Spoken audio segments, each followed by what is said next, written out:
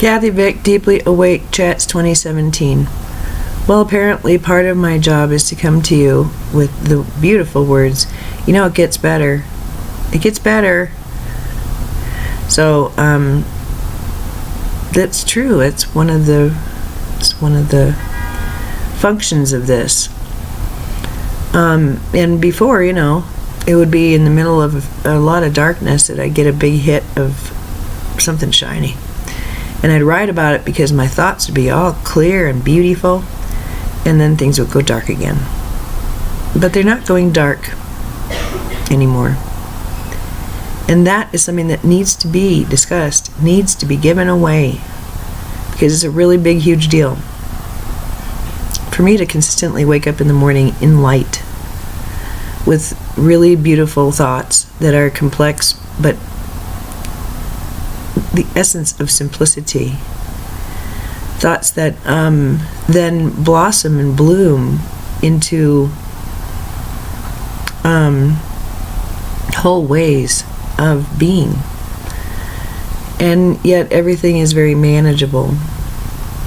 It's an amazing process.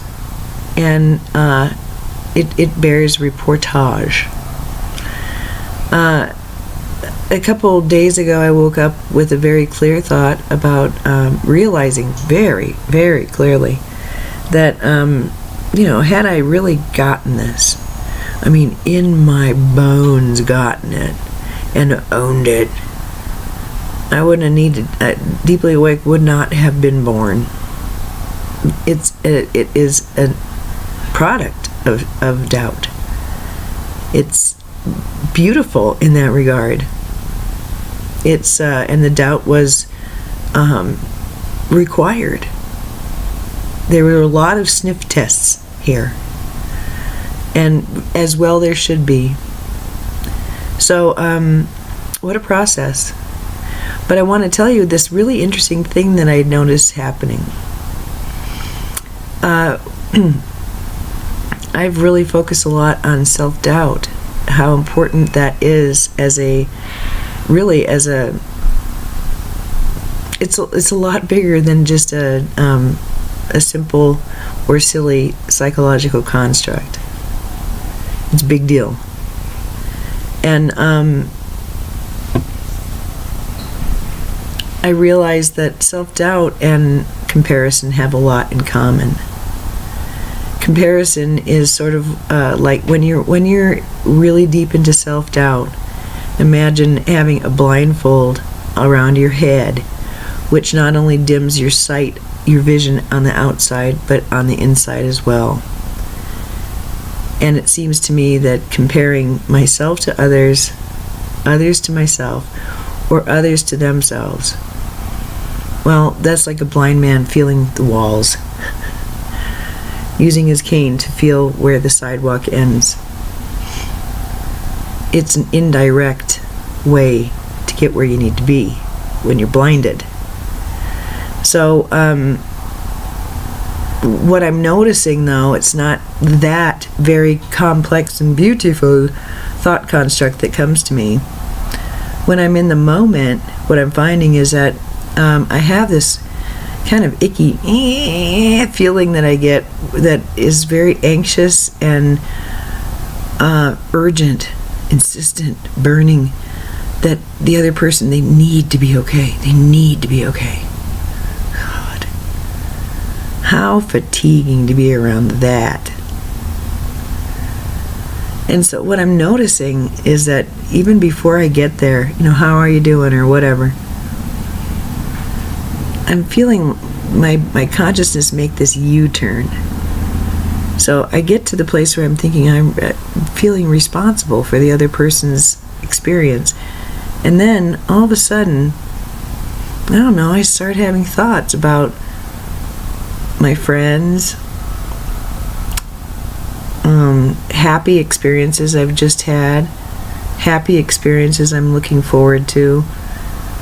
I think about my home, my son, my cats, my life, my friends. And then I feel happier about myself. I really like myself. And I begin thinking about things that I really dig about myself. And then I look up and go, well, what was I doing? What work is there at hand? Oh, yeah, it was feeling responsible for you. Oh, yeah. So thank God, because that's not anywhere I need to be.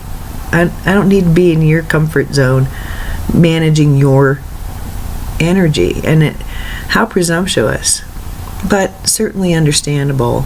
And with someone who has chops energetically, I can see how it would become sort of a raison d'etre or an imperative for survival and comfort to smooth everybody.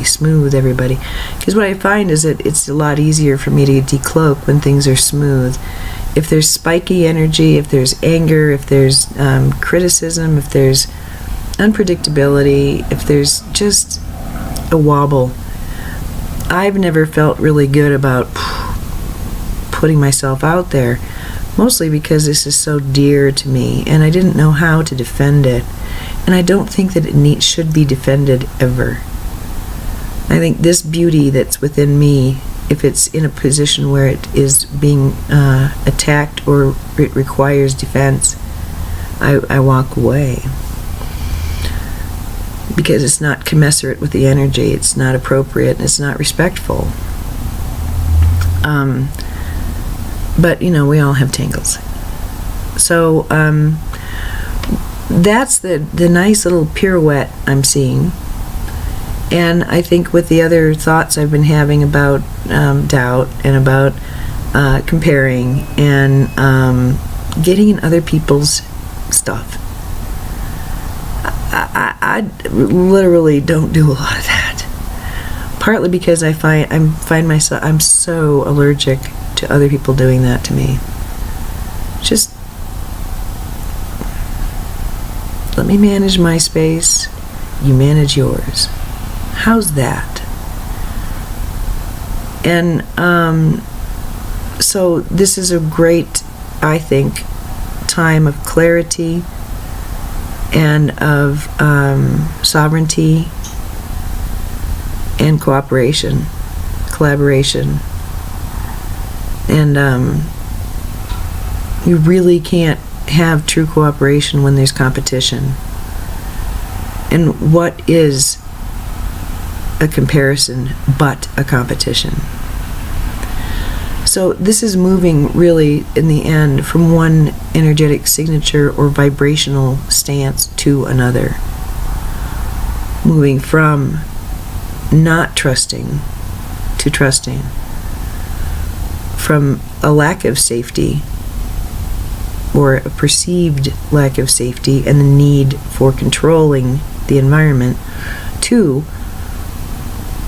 feeling safe and knowing how to control self. Because of that, I thought I'd come to you and explain what I've been seeing, because my life certainly is more than happy to oblige with life lessons, opportunities, and more and more just simple joys. And it's through these joys that I'm learning my lessons.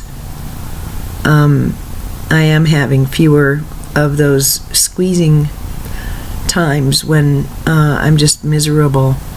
I'm not having those experiences, and I'm really glad about that. I think that I really, at the time and now looking back, I see that more as a frequential thing. It's frequency and the thoughts that are associated with certain frequencies. I know that sounds like a little alien is talking to you, but I really do see this very mathematically. And I have said from the beginning, I really wish that there was some sort of chart that could help us with our consciousness states, how the different states feel, the tracers of the thinking, because there are certain thoughts that are unavailable to a person at lower energy states or within certain constructs like fear, doubt, anxiety, projection, controlling others. That's the lower agreement field. And it's my job to explain it, to pop out from it, to dance on top of it, and to sing. So, Birdie's singing today. Mama's singing. I'm very pleased because I get to come home tonight and be with my son in my home. And for some reason, that simple act is just filling me with such happiness at this moment. I feel so grateful. Isn't it funny? Talk to any of these new age dudes and girls. That's what you'll hear. These simple acts of well-being, swells of joy, moments of deep bliss and peace. It's not about worry. It's not about future projection of trouble and vanquishing the trouble. It's not about worrying about what anyone's thinking about you. It's this moment now. It's how my body feels as it's breathing and pumping blood. And somehow appreciating in this moment the placement of all the planets riding around in my skin is the orientation of the stars. And, to be able to hold that expanded of awareness as I'm making coffee, as I'm at work, as I sit and watch a movie with my son,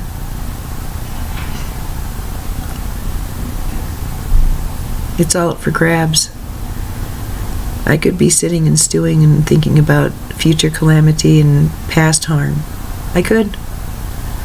And how much I'm behind the 8 ball and really invalid and all of that. I could. And the barrier between feeling like that and feeling whole and supported, rightfully so, and by something other than human hands. It's not simple choice. It's intention. Because I think that what I just described at the beginning right then, of the fear and the anxiety and all that, that's what we would label human nature, the chaos. What's happening in the American government is very emblematic of the internal chaos I think that many people feel.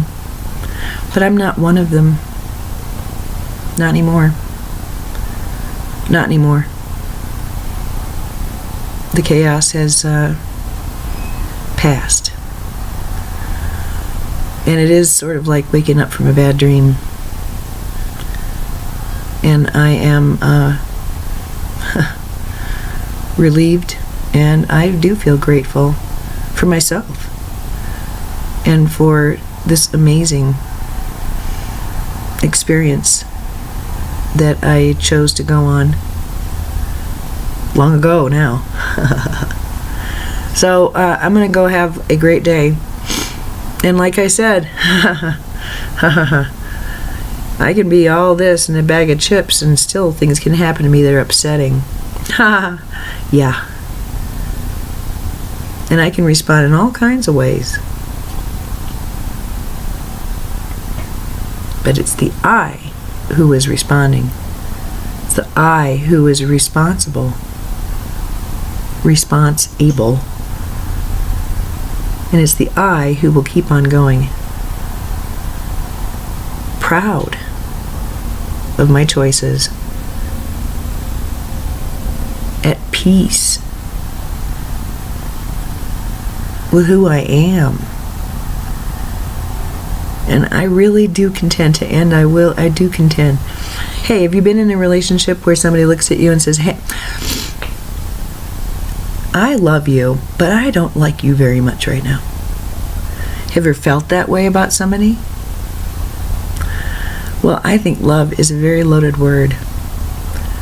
And when I say, oh, I love myself, I don't even really know what that means.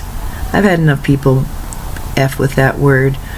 I don't even know, really. It's a big word. We all have our own definition. But I've been thinking mainly that this U-turn and the mental health and all the just sort of like this momentum and the core of being in love, not connected by blood to somebody, but a choice that you make where you are enchanted and so grateful this enchanting person is enchanted with you. Ooh, baby. Honey, that's about like. What is a friend but this breeze that blows in, who sees you do the things that you do all the time? How you eat your pizza, how you do your thing. And they stand there and they're stunned with how beautiful it is.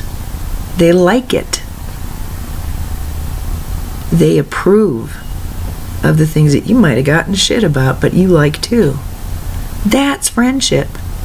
That's a foundation of a really good love relationship and a partnership. That is the deal. It's about like. And so the U-turn has been about, hey, just really liking myself. Finding reasons to like myself. And not needing to, litigate it. Just, oh yeah, just kind of settling into it. And fine. I'm going to say I love myself, sure. Because, love is love, and I know what love is, and of course I love myself. I like myself. I like myself. I like myself. Regardless of what anybody else is thinking about me, I like me. And unfortunately, I have to think that way still. I'm working on getting rid of that. But I do have foils in my life who do the opposite of this kind of thing. And so, spiritual weightlifting, yay. But it's about liking for me. When I'm in love with somebody, I am in deep, hard like for them too. It's like, oh, do you know how beautiful it is? How you eat with that fork? Are you aware? Has anyone ever told you how amazing your neck is? Do you know how beautiful it is? What you've done in your life. And oftentimes these are things that, people have gotten crap about, or they don't particularly think too highly about themselves in regard to that. That's what friendship, that's the joy of friendship. Being seen in your totality and approved of, accepted. Friendship is a gift from God. Add to that sexual compatibility, and that's a fine kettle of fish, isn't it? But friendship, and to feel that kind of goodwill and acceptance toward myself, that I think is obviously the foundation for being in love, don't you think? I do. So I'll keep making U-turns today and every day, and I'll come when I feel like it. I'm still in the glassy-eyed thinking stage of my novel, but it's getting there, it's getting closer. I can't wait. So in the meantime, here I am, and happy, really happy today, and glad that I get to give it away. So I guess that's it. I hope that you have a really great May day. it's May 16th now. Ooh, only 9 days for me. And I know that 24th, 25th, 26th, that's going to be a really big day for a lot of people this May. So I don't feel any worry or, oh, I'll be different and I won't know what to do. I'll be out of my ken. I don't feel that way at all. I just feel like when these kind of things are coming up, isn't it nice that there's automatically just built in really cool things to look forward to? Isn't that neat? I don't have to do anything. I don't have to be prepared. I don't have to do work in a notebook or a workbook. No. Just be aware of them. So, 9 days. And then there's the solstice, and then there's. There's always something else. Always something wonderful and magical to look forward to. And that also comes from here. And that's what I'm going to be deep in the mystery of today. I hope that's where you find yourself too. And if not, I hope that whatever day you have brings you to a deeper and more peaceful understanding of your beauty and strength. Namaste.